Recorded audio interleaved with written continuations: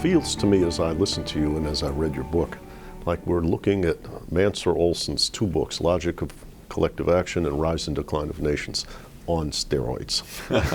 The logic that he brings forward is very much infused in the arguments that you make.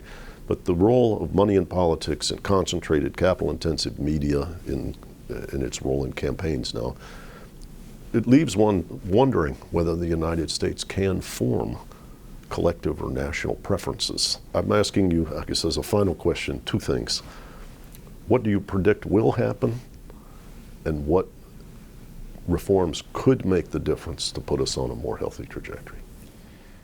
I wrote a public op-ed piece last fall called The New Progressive Era, where I said that the 30 years from Ronald Reagan's inauguration essentially till now was a long phase of the withdrawal of government or the placing of government power in the hands of powerful lobbies.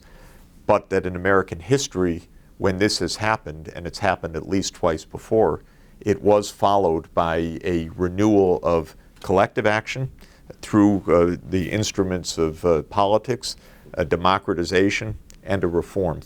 And the first of these eras was the progressive era, which dates roughly from the mid-1890s up to U.S. entry into World War I. And the second was the New Deal era, all the way through the 1950s and the 1960s.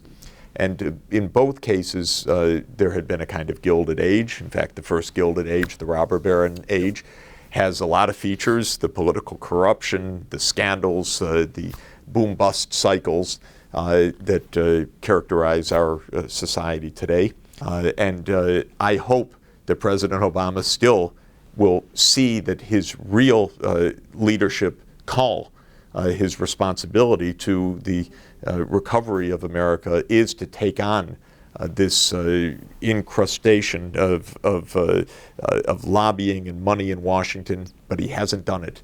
He's raising $1 billion for his re-election campaign. You could guess where that's coming from. He's crisscrossing the country looking for big bucks. And because we have, I regard the creative dynamism of young people in the Occupy movement, you put that all together, I do believe the change is on the way. And we can get back to what we need for America to be the place that it can be for the well-being of its people and a constructive part of the world. Good. Thanks for being with us. Oh, what a pleasure. Thanks.